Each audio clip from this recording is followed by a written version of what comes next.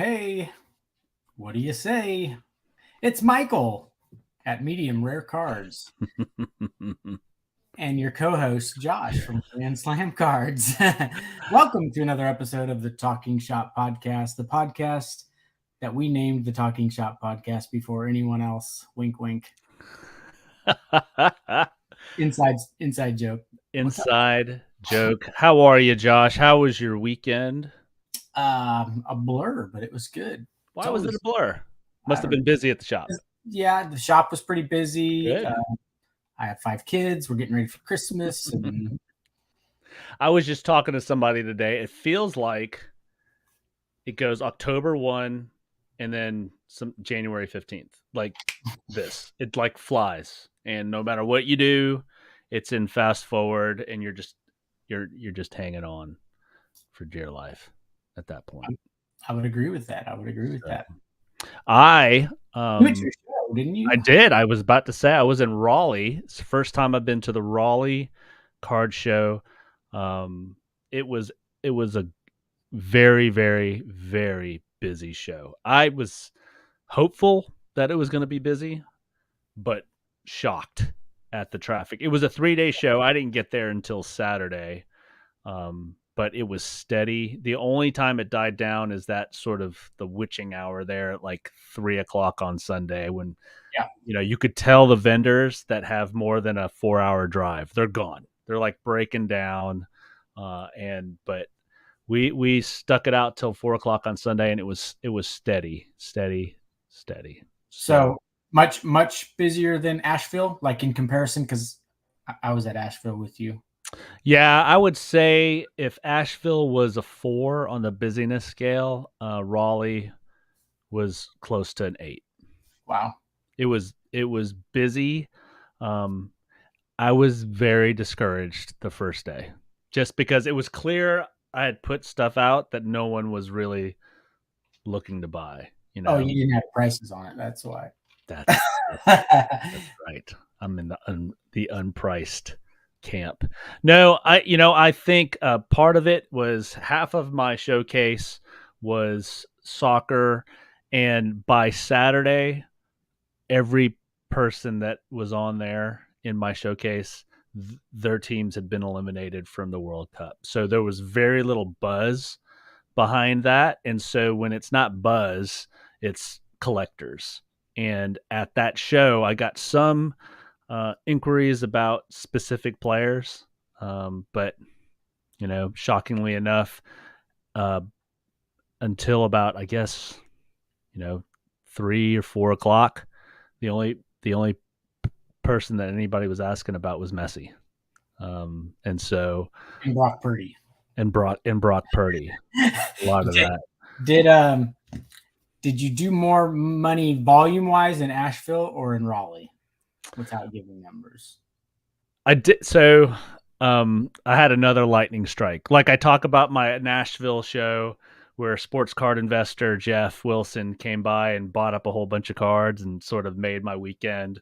And then at the Charlotte show, I had a repack guy come by and buy a whole bunch of stuff. And then at the Asheville show, I had one guy buy a big Lewandowski card from me. Well, this show, I had a gentleman come up and I had a bunch of vintage soccer out. And shout out to Ryan at Breakout Cards. He stopped by the table and he really educated me about some cards in my showcase and gave me a narrative to tell people when they asked about this. Is 1938 Koenig soccer set. And I was able to tell the story about these cards to this gentleman, and he just bought them all. And so it was a very good weekend for me. So, Very but cool. it was shockingly busy. Shocking how football is still king at these shows.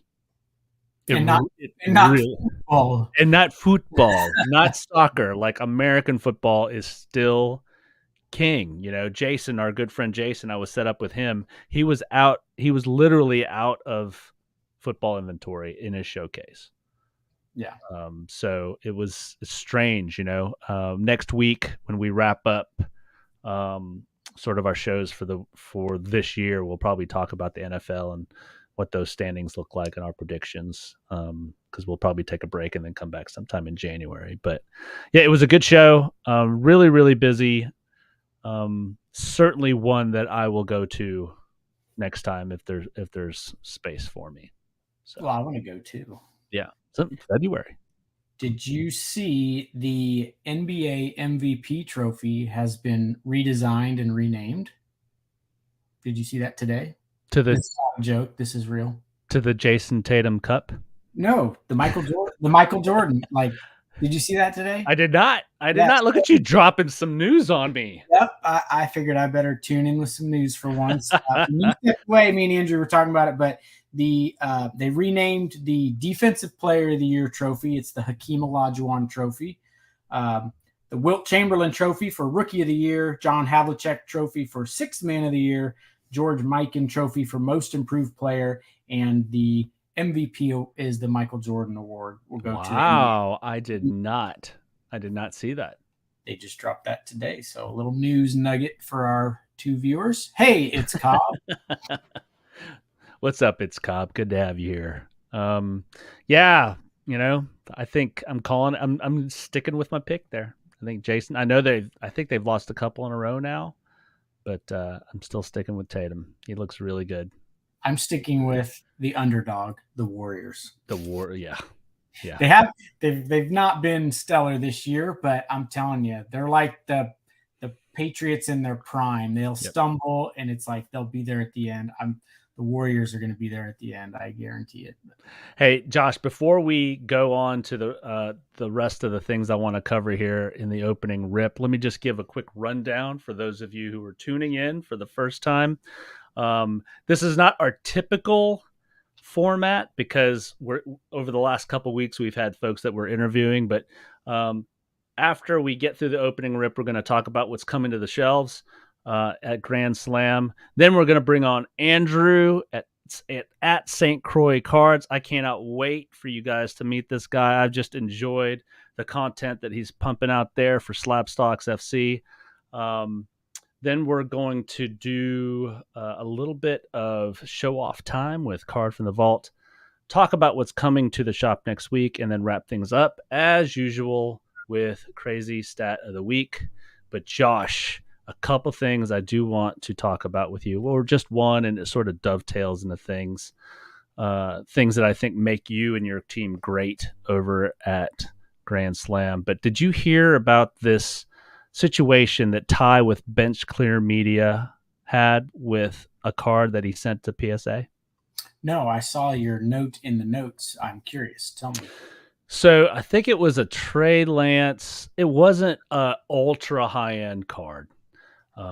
It's high-end for me because I don't dabble in cards over, not on the regular, over $500. But he sent a Trey Lance auto to get graded. He got his submission back and got a different Trey Lance card. Yeah. So he contacted PSA, and this is like over a month. He contacted PSA, and they were like, "Yeah, we'll help you out," and then sort of dragged their feet on it. And then they finally said, "Yeah, we'll help you out, but we got to get that card back." Not, "Yeah, let's help you out, and whenever you get a chance, no." They basically said, "We're not doing anything until we get that other card back." They were explicit in that. And then they said, "Yeah, so we think the PSA 9 value of that card that we lost is $500. And he's like, why are we saying PSA 9? And they're like, oh, yeah. And so they negotiated a $700 value for the card. But only if he signed an NDA and not talk about it, about his experience. And you know about it, so I'm guessing he didn't sign an NDA? Probably not. So we've talked about it. You know, we had Jordan from HGA on last week.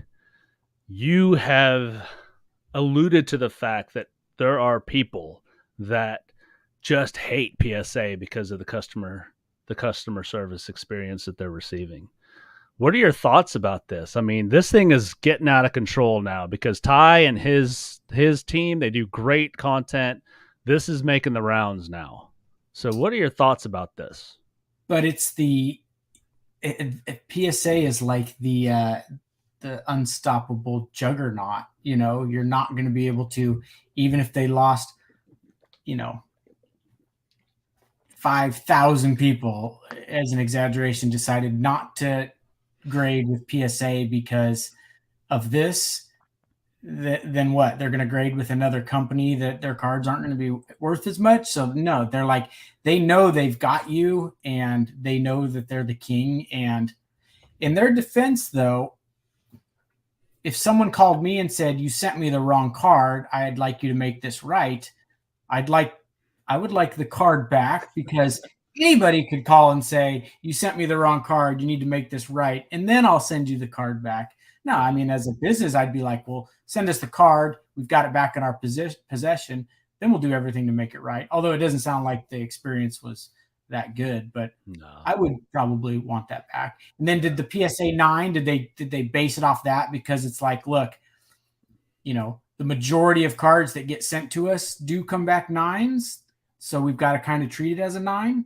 Because that's probably in my history of all the cards I've sent to PSA, you get some 10s, you get a few 8s that you missed something on. Most of them are 9s. So that's probably why they were dealing with the PSA 9. I don't know. I'm always devil's advocate. And you are so diplomatic. And it's admirable and infuriating at the same time. My wife hates it too. She wants to vent to me sometimes, and I'm like, well, what if they did this? And then well, I say this, and it's a plug. It's a shameless plug for Grand Slam. I really think that great, like fantastic customer service in our day and age is going to be a superpower. If it already isn't. Like, there's a story in a book, I forgot what it is, but a guy in Atlanta goes to a restaurant, and this restaurant is right beside like a Harris Teeter. And he's just like, I'd like a cheeseburger, but I'd like a fried egg on top of it. Doesn't that sound good? A cheeseburger with a fried egg on top. Had it. If you ever had it, it's good. It's awesome. So I can't tell if Andrew's like gagging in backstage just hearing this, but the restaurant, the gist of the story is the restaurant says, no, we can't do that. And they're like, why? It's like, well, this is the answer they gave them. Well, we have that's not a normal item. And we would have to dip into our egg inventory to do that. And we don't know if we'll have enough eggs for the rest of the evening. There's a Harris Teeter, like, right. Right.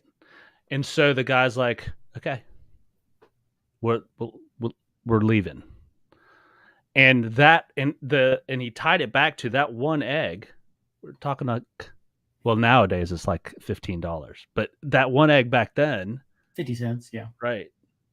And this guy, he says him and his wife came there once a week. Food, alcohol. So literally this restaurant is giving up thousands and thousands of dollars of business over a poor customer service decision.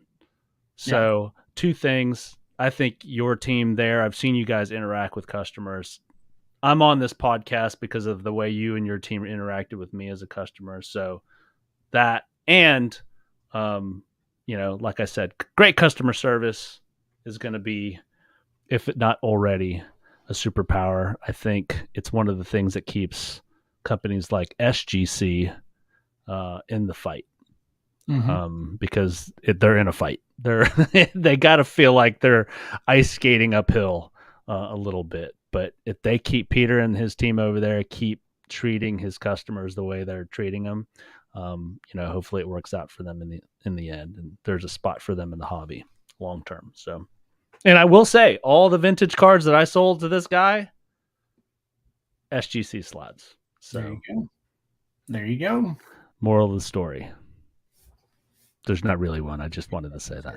Yeah, it's like I remember being young, and the one of my buddies worked at a grocery store, and the manager, it was like a customer, there's a 6-pack of Coke sitting on the shelf, and if the customer says, "Could I buy 2 of those?" Well, yeah. Can she? Yeah. If she's a customer, she wants to buy 2 of them. I want to sell her 2 of them. So we're going to take those 2 off of there, and we're going to sell them to her. And it's just like that as a 20-year-old, that was foreign to me. Right. And then a small story that always will stay with me when I was in the shoe business, I was a woman came to return a pair of shoes and I was trying to, as an ignorant young salesperson, trying to save the sale, well, what's wrong with them? Well, they would do this when I walk, and well, can I see? And it was like I was giving her a hard time, trying to make it hard for her to return these shoes. And my brain was saying, let's fix it. And my boss came up to me and said, "Josh, replace her shoes right now. No questions asked, replace the shoes."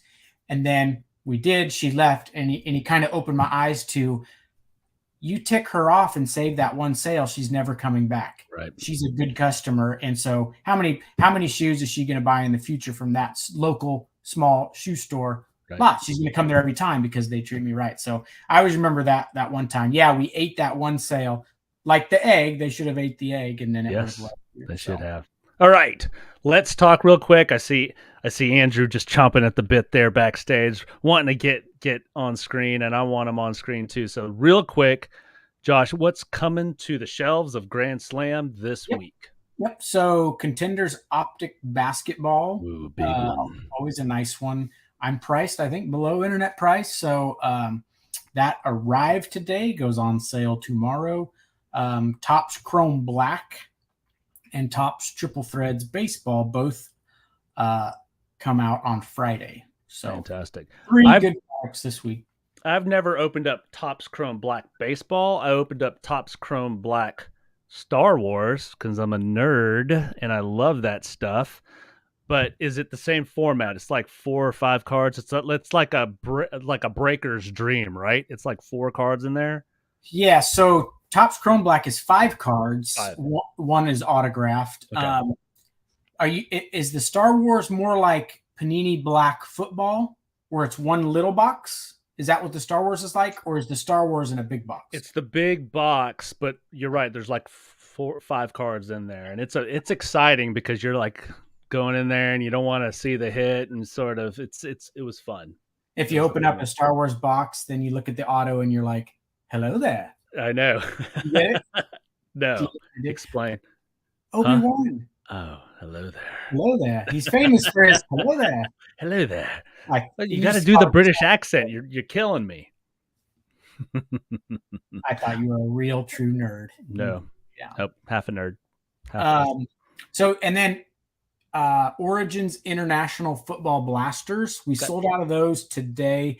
I've got another batch coming. Should be here Thursday. Those are hobby only blasters. You can't find those. They're a little pricier, but there's numbered cards in there guaranteed, and potential case hits. We sold them really well.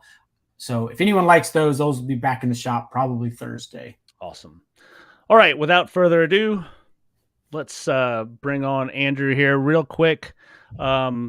He is the voice of SlabStox FC. SlabStox, if you guys are not familiar, they're a content creation, a content creating company based in collecting and cards. Their mission is to make cards accessible to everyone through free content based on market reporting, education, and community discussion. Our guest today, Andrew. He's a former teacher. God bless you, man. He says he's just an average guy from the Midwest with a passionate love for soccer and soccer cards. He's a massive Arsenal fan. Josh, that's a soccer team. No, okay, yeah. He's a massive Arsenal fan in the Premier League, and he loves the card community, and he feels really blessed to be part of it. We all are. Andrew, what is up, my friend? Thank you for being here. Absolutely. Thanks for having me. I'm excited to be here. Talk a little soccer, talk a little World Cup as it comes to a close. So there was a game today. This is what you call a professional segue. What are your thoughts on the World Cup? Where are we at now? Let's just, for those of folks listening, we'll timestamp this episode. One of the semifinal matches happened today, and the next one's tomorrow. Who played today? What was the outcome, and what are your thoughts on it? So we had a big semifinal today. Argentina, Croatia. Lionel Messi. Most people know who he is. If you're either a soccer guy or you're not, Messi is pretty synonymous the world around. He's still chasing that first World Cup. So he doesn't have a World Cup title to his name. This is his 5th World Cup, semifinal against Croatia. I mean, just showed who he is and why he's considered one of the best of all time. Argentina takes Croatia down 3-0. So Messi's going to play for a World Cup final or in a World Cup final. Could not be more happy for him. And also for the community, right? I mean, we all want to see it. We all want to see him there and have his shot. And so tomorrow we get the second team, and France takes on Morocco. And that's a big one too, because France are the reigning champs. 2018 in Russia, they won it, and they've got a young striker named Kylian Mbappe who could win his second and not even be 24 yet. Doesn't turn 24 until December 20th. So it's going to be good. Get your popcorn ready. It's going to be a fun one here in the final, regardless. So I can name like 5 soccer players that have ever played. Messi's one. Mbappe is one. Oh boy. Well, like Pele, does that count? Like that counts. Of course it counts. Yes. Beckham. Yes. And then there's someone like Messi that's Ronaldo. Look at this. It's like it's on one hand. So that's the only 5 I could probably ever quote, but you just mentioned 2 in your intro. So there we go. I feel like I know what's going on. So before we get any further down this road, I just want to give some context. Andrew, how did you get started in collecting, and then why the love affair with soccer? All right. Yeah. So growing up, I did probably the typical youth where, it was rec soccer, was not really the most athletic kid in the world, to be honest. Running and kicking at the same time just didn't match, what I was about. And so, and it was also hard to get, there wasn't really any media attention to soccer as a whole, especially growing up in the Midwest.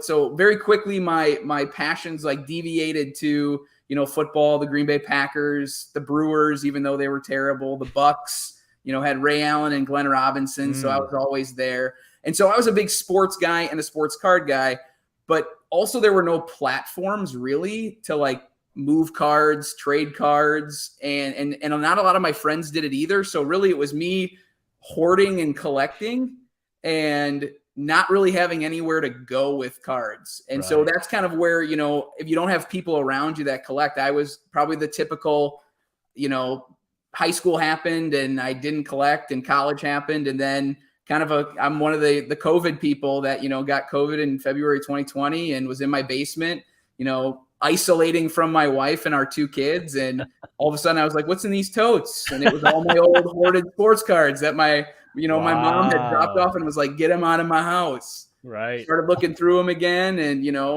putting, and then being like, what should I do with these? And Emily's like, my wife was like, are they worth anything? And I was like, I don't know.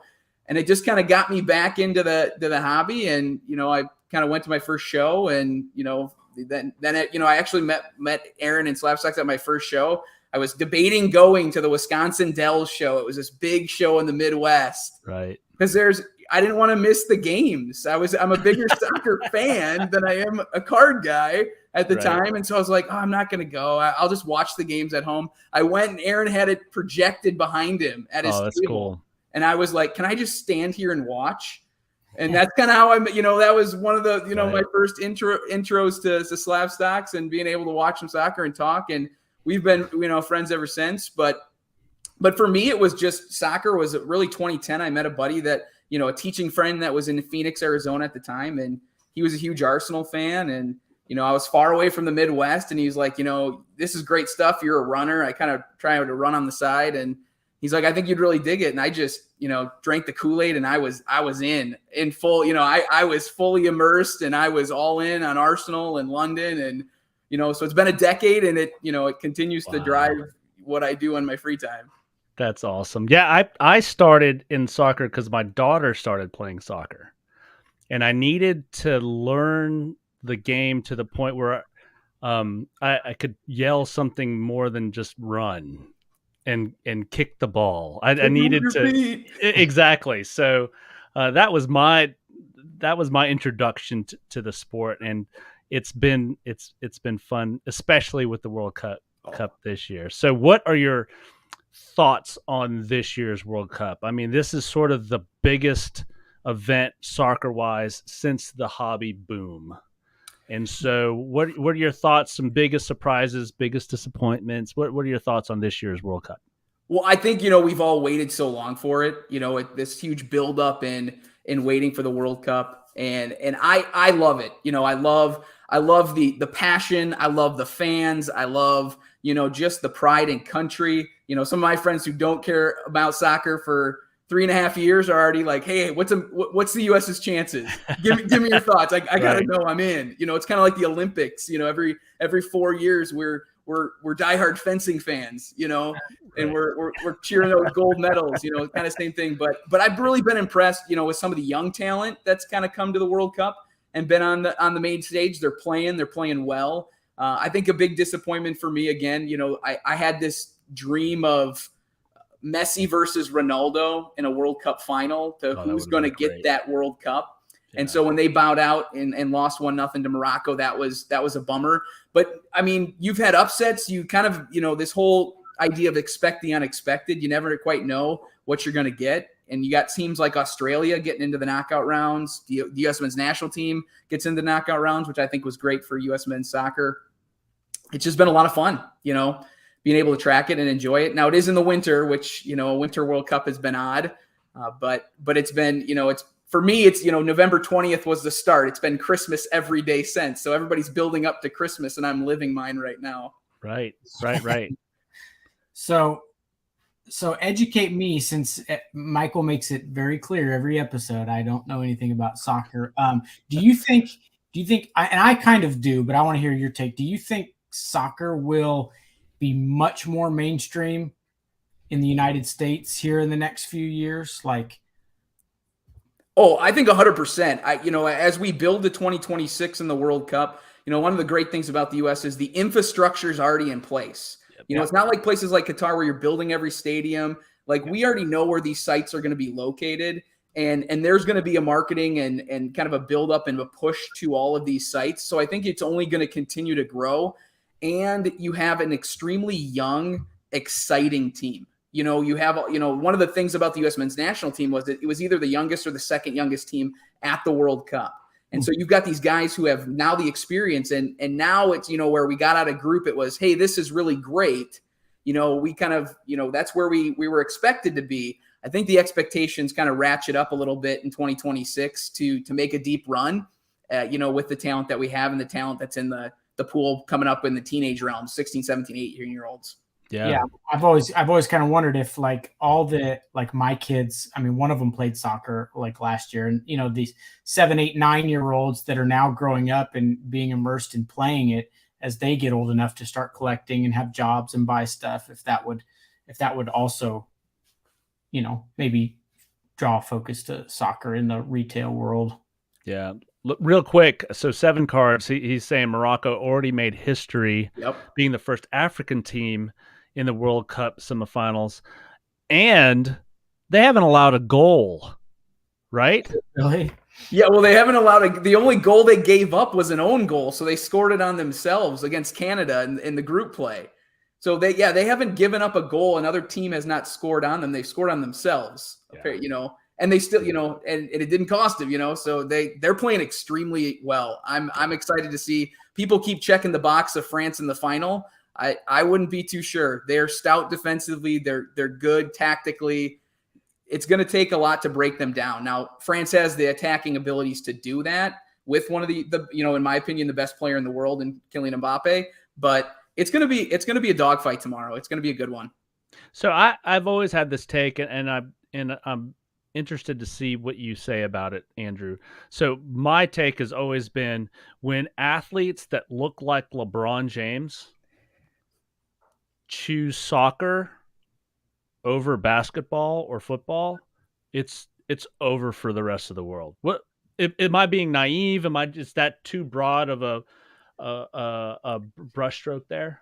No, I don't think so. It's very difficult when it's not the top choice. When every country around the world, like, you're getting into you're into academies. Like Arsenal has an academy for 6-7-year-olds that they're plucking the best talent, and they're funneled into soccer. Where here in the United States, it's football, it's basketball, it's baseball. Right. There's so many competitions. Like, for me to say someday soccer is going to be the top choice, I don't see it. Unfortunately, would I love that? Yes, absolutely.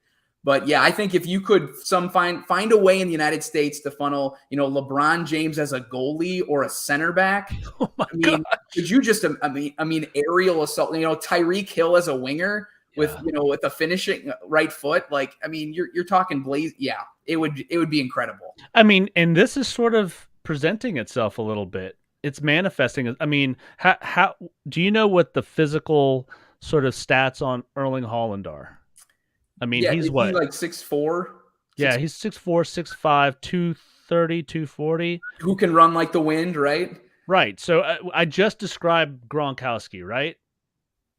I just described an NFL tight end or an NFL D end. Yeah. And he's unstoppable at this point. Yeah, he is. Yeah, it's funny too, because we're talking Haaland as a striker for Manchester City in the Premier League, and his backup is Julian Alvarez, who scored 2 goals for Argentina today to put him into the finals. Yeah. You want to talk about the New York Yankees of soccer right now. They've got so much talent on that Manchester City team, and as an Arsenal fan sitting in first place right now, with them behind you in the league, it's a little scary to think about. The only problem is these guys they're not going to be 22 years old and say, you know what, I'm fast, I'm strong, I'm muscular, I'm tall, I'm going to do soccer. No, it has to be decided at such a young age. By that time, Tyreek Hill can't say, you know what, I should go play soccer. He's not going to be any good. He's got to do it from youth. That's why I thought maybe with parents taking kids out of American football and putting them in soccer, because it's a little safer, that in 10 or 12 years, soccer is going to be the love here. But I think there's, it's growing. Like, where I think you said it, 2018, even before that, 2017, 2016, where we've come in soccer cards is pretty incredible, in the leap forward, and just the people who are, it never used to be, from what I understand, because I'm still 2 years in, where it's kind of always been around. People are like, no, you don't understand. Like, you couldn't find it. Or if you wanted, boxes, hobby boxes, it was very, very reasonable that you could get some of the, iconic sets of, 2017 Topps Chrome, UEFA. That stuff was super cheap, and I guess that's across the board too, a little bit, but. Yeah.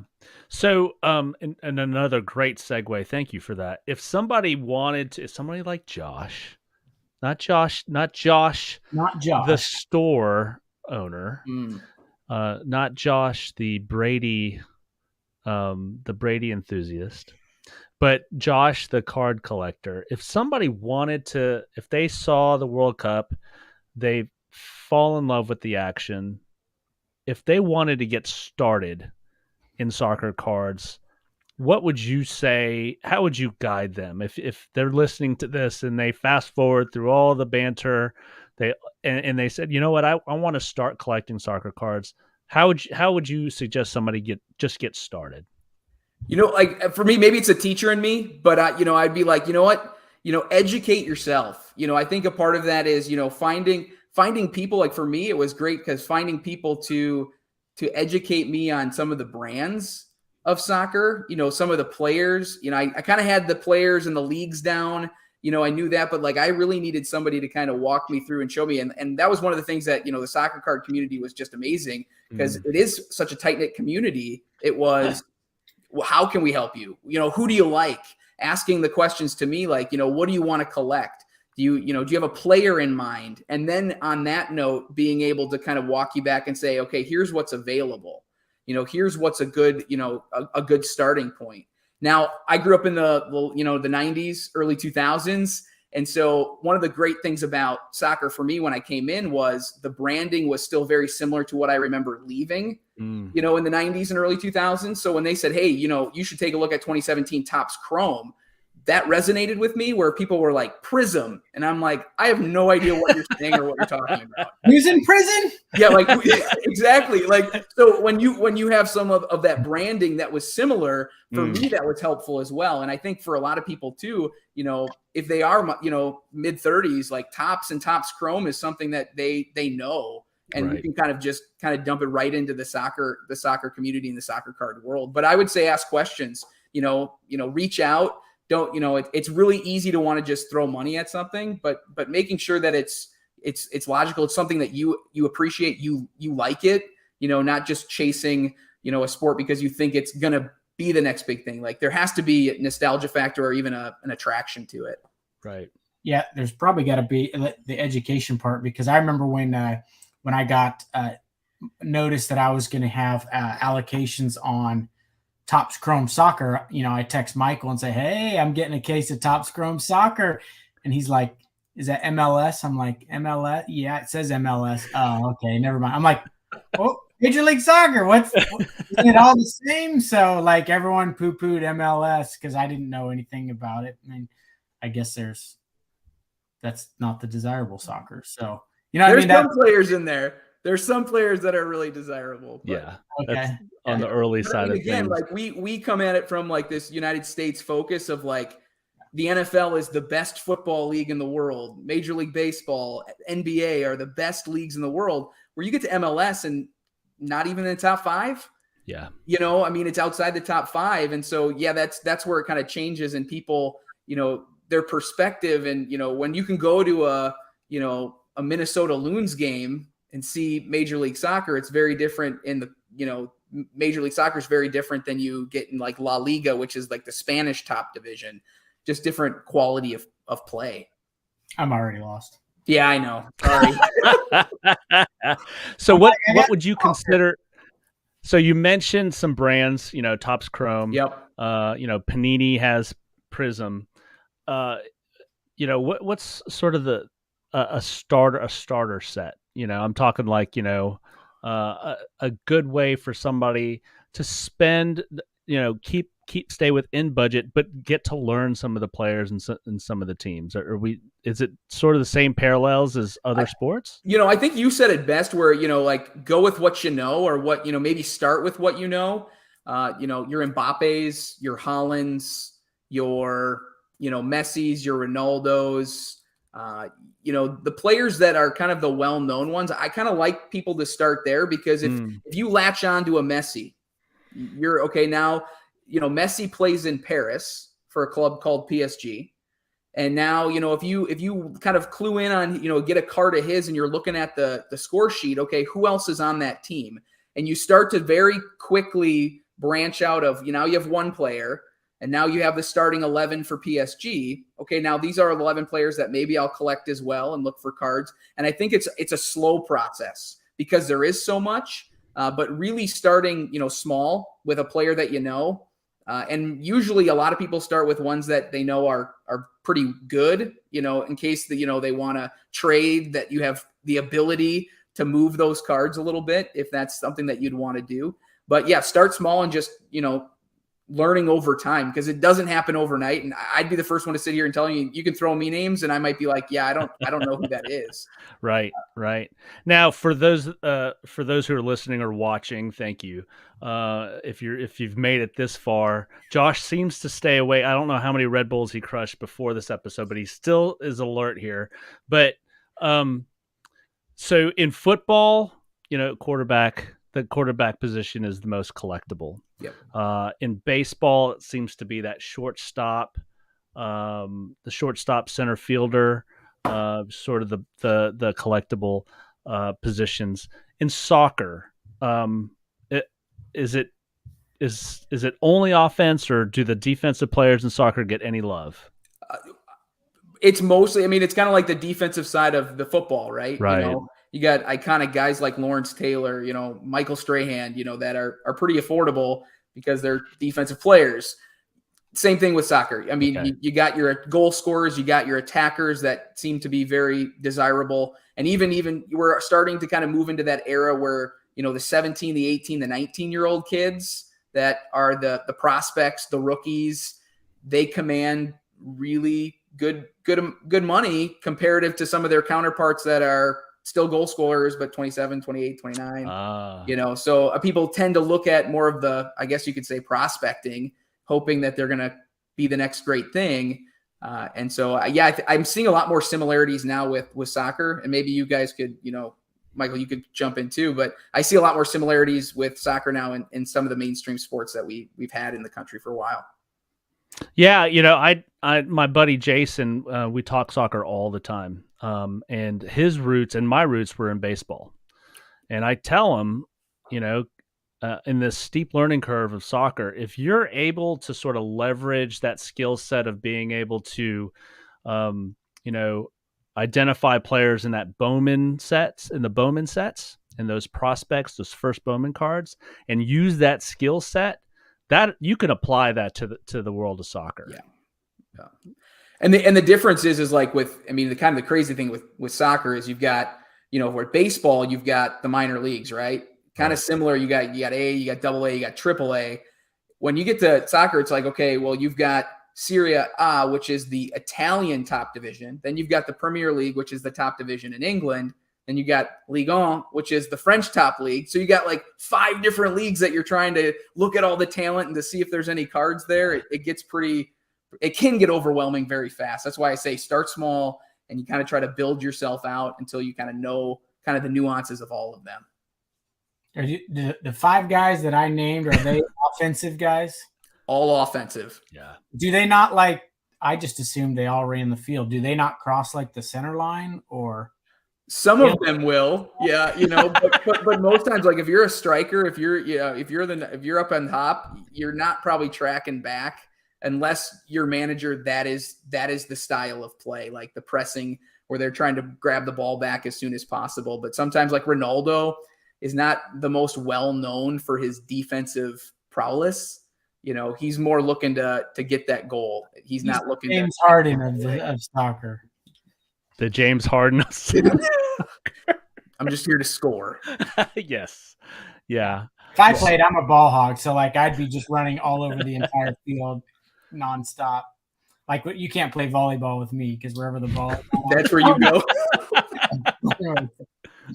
So real quick, you mentioned, and I want you to review this just for folks, because I said there's going to be a soccer 101 Absolutely. piece to this. So you said there's the Premier League, that's England. Yep. La Liga, that's in Spain. Yep. What was the French one called? Ligue 1 or Ligue 1.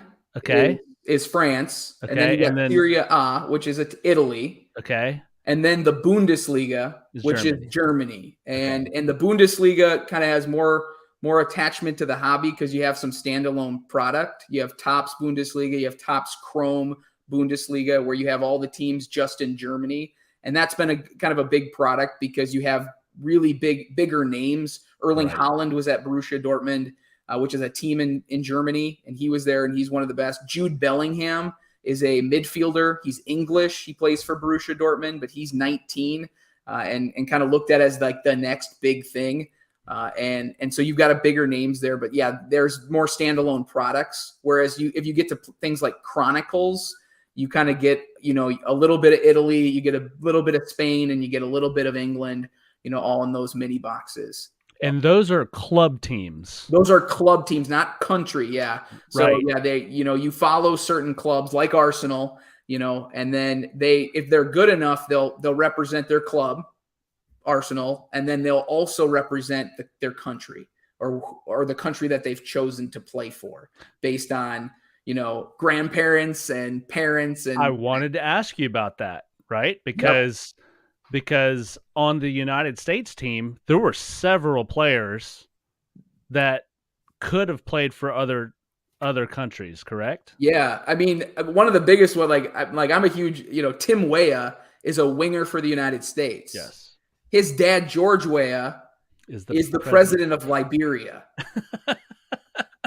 And he's the only player ever to win the Ballon d'Or or the MVP of soccer from Africa. Wow. And so, just those kind of, or Serginho Dest, I think is very from the Netherlands. That's why interesting that he kind of grew up there, and then he was playing against a lot of the people that he kind of grew up around. So it all has to do with, and I'm not sure 100% how it works, but you have to have some connection or ties to either grandparents or parents that will allow you the ability to play for certain countries. So let me ask you this, and then I want to get to 7 Cards question or comment, but Erling Haaland and Josh, for that's one of the names that you didn't say for guys that you recognize, but Erling Haaland. Hard enough, I could have, because I remember I brokered an Erling Haaland card deal for someone. It was a big card. So there you go. So and I don't know this. I guess I've just heard this in conversations. He plays for, is it Norway? Is his country? Yes. But he's got somebody on his side of the family that is from England. Yes. So he could have played for England. Can you not switch? But once you make your senior appearance, you are locked in. I think it's either 1 appearance or 3 appearances. Don't quote me on that, but there's a certain, I think once you make your appearance with the senior team, you are locked in and you cannot switch. Really? So he's Norway. He is Norway. He cannot switch. He cannot move. He is locked in. I did not know that. So I did not know that. So seven Cards has a comment. I don't know if there's a question baked in for this. No cards or products for South American teams, but they have a lot of talent. Is that true? And do you know any reason why? Yeah, a lot of it is licensing. They don't have any cards, but you can find stickers. And that's the big difference with soccer as opposed to, other mainstream sports like baseball, 52 tops, baseball, you got, those manals that everybody's talking about, but they're physical cards, where the world kind of did stickers for a very, very long time. And we're just starting to see kind of this transition, I think personally in Europe, especially, where you still have stickers, but you have now cards that people want and get involved in. So you can find the stickers from South America. You can also, in certain products, you can find autographs of certain of the younger players. I know Leaf does a little bit of that. And I know I don't know the licensing or anything like that, but you can find Endrick is this big name of this 16-year-old kid out of South America. And he just signed a huge deal with Real Madrid when he turns 18, but he has a Leaf auto and he won't have any cards until he makes that Real Madrid move.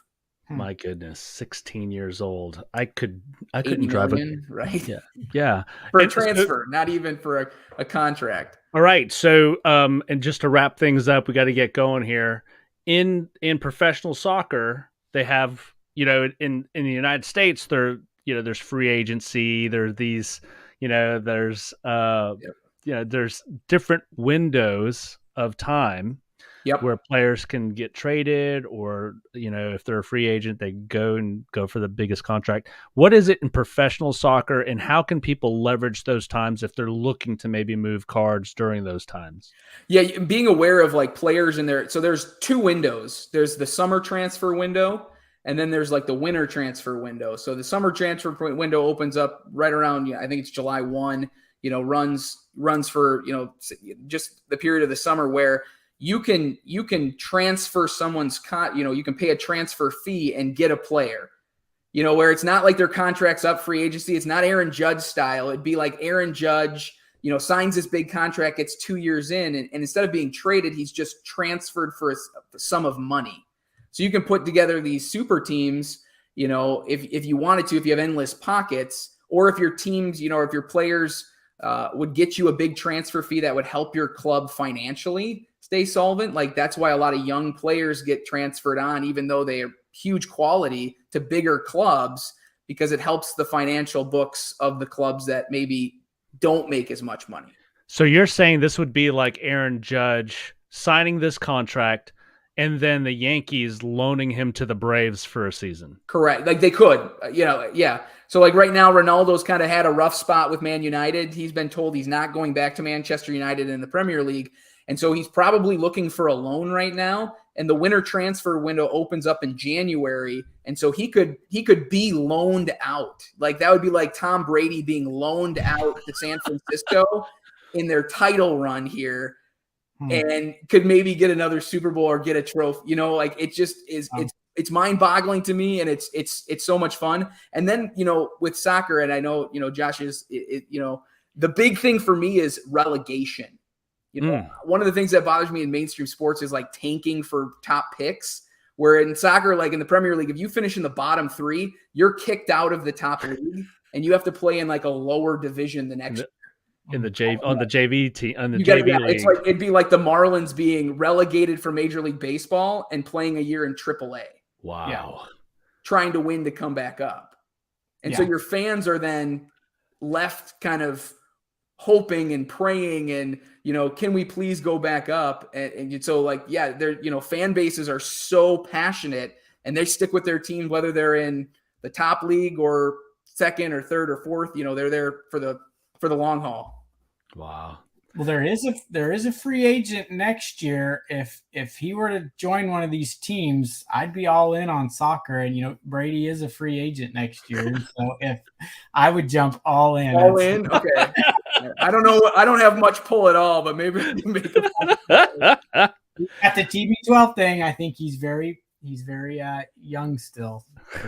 Do you have a question that you might know that's soccer related?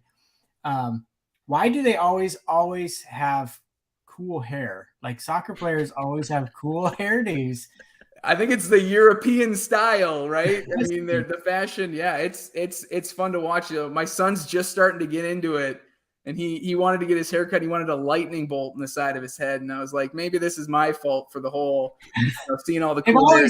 But we attempted. We failed, but we tried. It's crazy. And I think that's another reason why soccer's set up for success, right? I mean, the NFL, half the players, if they walked by you, I don't know if you'd recognize them unless they had a lot of podium time. These soccer players are very, very recognizable. Yep. Very recognizable. And really that's part of the reason why a lot of them like to come to MLS towards the end of their career, because they're not recognized. Yeah. They've said it too, like they can kind of live normal lives, but that's changing too as more and more people become recognized. Yeah, but it's an exciting time for soccer. I think, for me, part of the reason I love it too is just the rivalry passion. And it's not, I was a big football fan growing up. And one of the things I love most about soccer, especially in England, is you got rivalries of teams that are less than a mile away. Right. Like Everton and Liverpool literally are separated by a park, Stanley Park, less than a mile away from one another.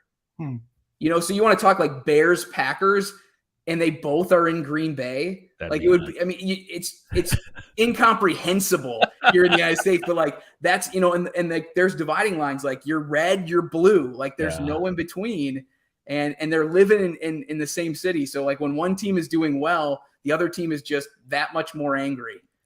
So it just, the passion comes out of these fans, and it's unlike anything I've ever seen. I was on the live, on the live chat with Aaron and who's the other guy there? Nate. Aaron and Nate, and Nate had brought up, and I'd said that I would ask you about this. What are your thoughts on this ultra high end Eminence product that's coming out? Part of me, like that's way out of my league. And just for context, a box of Eminence soccer is like it's $30,000 for like 10 cards. Yeah, and for me, like, I'm not a risk taker. I'm a teacher by trade. I am not a risk taker. People will be like, "Oh, when I ripped this, I went out and bought the singles because I knew what I was gonna get." Like that's kind of how I roll. And so yeah, for me, like Eminence, I haven't seen a checklist, to be honest. I haven't looked yet. I don't even know if there is one out yet. Right. I thought it was just pictures. But at that price point and what you would need to actually hit out of the box, like, I wasn't even a player at, 10,000. So right. 30,000, like that's just, I'm like I said, I'm an average guy, average budget, average collector who just has a passion. So like, I can't even get into that stuff unless it was like I bought a single of one of those things. I could never think about ripping it. We'll save that for the collectors like Mike Trout. Yeah. I mean, that's great. I mean, they're beautiful cards. Like the Eminence set from 2018 is just gorgeous. Yeah. With some of those gold autos and on card stuff. But it's just, I'm priced out. So right. Rare air is what I call that. All right. Well, Andrew, we are going to be wrapping up our episode here soon. Do you have time to hang out a little bit and show a card from the vault and go that direction? All right, real quick before we move on to card from the vault, Josh, were you able to nail down a date for trade night in January? Let's tell our listeners when that's going to be. Yeah, mark it on your calendars, January 14th. So we are a month away. Market it and advertise it, and people can move their schedules around. But January 14th, Saturday night. Fantastic. All right, so card from the vault. I'm going to start because mine's it's a PC card, it's a teeny little card. So this is my only pickup at the show from Raleigh. Let me move things around. As you know, I'm a Dansby Swanson guy, so I picked up a little Bowman's Best 2016. Nice little 9/5/10, little on card. Best hair in the majors. Don't know. I hope he stays in Atlanta, but there are some big teams that have a hole at shortstop, so we'll see. Maybe he'll join old Freddie Freeman in Los Angeles. We'll see. It'd be funny seeing him in a Dodgers uniform. So, Andrew, you want to go next with your card? I'll go next. So I only PC one guy. Okay, so when I got back into one guy, I got back into the hobby, and I wanted to do something that was kind of cool. I PC one guy, and this is it. I don't know if you can see it. So this is Brooks Lennon, plays right back for Atlanta United. Okay. Why him? This is the Topps Chrome MLS. Okay. There you go. This is the mini diamonds out of 50. I just picked that one up. I told myself when I got back in the hobby, I would only PC former students. Okay, that's really cool. I was lucky enough to have Brooks in my 8th grade classroom when I was teaching in Phoenix. Wow. And so he had been with Real Salt Lake. He had, was part of the Liverpool Academy for a little while and then got the transfer to Atlanta United. And so I thought, you know what? He didn't have any cards at the time when I jumped in. He had like a 2019 Topps couple cards and then a Topps Now. But then he came out in Topps Chrome this year, and I have been all in on trying to get every single Brooks Lennon card that I can find. So this is the lowest one I found to date out of 50, but I'm still looking for like the orange out of 25, the red wave out of 5, and of course the super. But so that's Brooks Lennon, and that's out of the Topps Chrome MLS product. Correct. Yeah. So if you guys are listening MLS to this year, 2022, hit up Andrew if you guys have any Brooks Lennon low numbered parallels out of this year's MLS Chrome. Awesome card. All right, Josh, you're up. I'm not doing a Brady card this week. I am doing a card that I picked up at the Asheville show that we were at. I'm getting really close to maybe PCing this guy. I only PC Brady, but I'm thinking about maybe adding one other. But you guys know I'm a sucker for tie-dyes, so I was able to get this one. Oh, that's beautiful. Yes. Another great weekend for Mahomes and the Chiefs. Tie-dyes are numbered to 25. It is jersey number 215 of 21. So, yeah. You're going to keep that in the one touch, or you're sending that off? I'm going to look at it close. It might be gradable. It's in really good shape. So, I picked up a few other Mahomes at that same show. I think I got 4 or 5 cards at that whole show, and one of them was Brady and 4 were Mahomes. So, I don't know. We'll see. Maybe he's the next. There you go. All right. Before we wrap this thing up, next week, Yep. some products coming to the shelves. Yep. Bowman Draft Baseball. Yep. Topps Chrome Update, which traditionally has just been a Target exclusive, but now it's in a hobby format. J-Rod, Bobby Witt, all the big rookies going to be in there. Yep. Nice checklist. And then Topps 5-star baseball. It's sort of weird having all this baseball product coming out in December, but Yep. it's nice for a baseball head like me. And so, Andrew, you're a Brewers guy, right? I follow the Brewers. Yeah, as big of a baseball guy as I can be. And the big chase in the Bowman product is a Brewers prospect, right? Jackson Cheerio. Yeah, he's apparently the real deal. I mean, 19 AA. He seems like he's moving in the right direction. We could sure use a top prospect to come through the ranks. You know. That was pulled in my shop the other day. Oh, we're not gonna be able to see it. It's a Christian Yelich Superfractor auto out of Stadium Club. So I bet that's sweet. Christian Yelich is one of those, gold final. From Miami to Milwaukee. Right? All right, guys. That's coming next week. Let's wrap things up. And before we do, if you guys have made it this far, please like, subscribe, drop a review. Let us know what we're doing. And if I haven't said it, probably not going to say it enough. Andrew, thanks for being with us. Absolutely.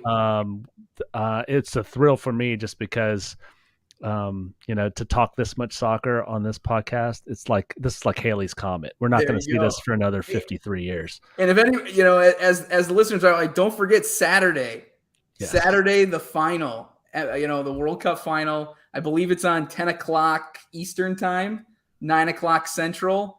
It could be an epic final. Absolutely. It could be epic. So don't miss it. If you're going to tune in for any soccer at all, that's the game you want to tune into. There you go. All right. Crazy stat of the week. Josh, do you want me to go first? Sure. My crazy stat has to do with soccer. Shocker. The last nation to win the World Cup as a host nation was France in 1998. This is the one that I want everybody to focus on. The host country. And we are hosting, folks, the World Cup in 2026. The host country has won 6 out of the 20 World Cups. That's a pretty good winning percentage for the World Cup. 6 out of 20? Yeah. 6 out of 20. I am thrilled to see. And I think, Andrew, you mentioned it. Our guys, they're young. Physically and mentally, there's a huge difference between 21 and 25. And they're all going to be older and wiser and hopefully just stay pissed off for the next 4 years. And they just use that to motivate their training. So, all right, Josh. I hope it's our host because we're co-hosting. Yes. I don't want to see Mexico or Canada win it. So there you go. I hope we're the ones that get it. Well, I have a question. Where do they play it at? If it's hosted here in the United States, do they play it in one city? Several cities? So there's a variety of cities across there's actually a couple one in Mexico, 2 in Canada, and then the rest here in the United States. So West Coast, I think Los Angeles is a host city. Kansas City is one. You got Atlanta host city as well. Yep. MetLife in New York, I think, is a host city, and the final is going to be in New York. Right. So they're all over the map. So I mean, geographically, if you're in the United States, like you could feasibly drive or get to a game. Yeah, and it's going to be in the summer. I don't know if we said that. Typically, the World Cup is in the summer. Yep. And not Kids are off in the winter. There'll be primetime television. I mean, they'll be starting mid-afternoon and running into the evening. So a lot more ability. Like I've been getting up at 4, 4, 10, and 1 to watch games. Yeah. Which is fine. But summer would be a lot better. Yeah. I admire your determination. All right, Josh. Crazy stat of the week. Yep, mine's a baseball stat, going a little old school, not as old as Babe Ruth last week, but did you know Frank Thomas is the only player in history to produce 7 straight seasons, and these aren't crazy numbers, 300 average, 20 home runs, 100 RBIs, 100 runs scored, and 100 walks. So those aren't insane numbers, but 7 straight seasons of all of those. There's only been 2 other players to have as many as 4, that was Lou Gehrig and Jason Giambi. So Wow. Frank Thomas stands alone in that little stat. So Nice. All right, guys. Josh, any parting shots? Andrew, this was a thrill for Michael. This was an hour of my life I'll never get back, but just kidding. No, I appreciate you coming on. I learned a lot, actually. I'll be honest. All right. I'll be honest, I am excited for 2026 now. Yes. Because I think it'll really hit close to home, and it'll be interesting to see what it looks like then. So thank you for taking the time to hang out with us. Thanks for having me. I had the game playing on his iPad in Asheville, and Josh was most excited at finding out there are no commercials during the game. Oh, it's great. Yeah, I'm still mind-boggling. Yeah, you're just locked in. You got your 2 hours and you're done. You're in, you're out. And with kids, it's like one of those, because you can't say 2 minutes left, right? And it's 15 minutes later. Like you're like 2 minutes left and maybe a minute of stoppage time. And we're good in 3. Wow. So, yeah, Michael's watching it on his phone. I had to bring over the iPad and be like, here, buddy, you got to watch it on a big screen. Yeah, and then when the U.S. scored, I yelled out loud, and everybody looked at me in the joint, and I was like, "Oh, sorry about that." Crazy soccer guy. All right, Andrew, thanks again. Hopefully, maybe after the World Cup and the next transfer window, I'll reach out, and if you've got some time, maybe we could have you back. Always down to talk soccer. Nothing better. Right. Thanks, guys. Thanks for listening. See you next week. Yep. Bye. See you guys. Thank you.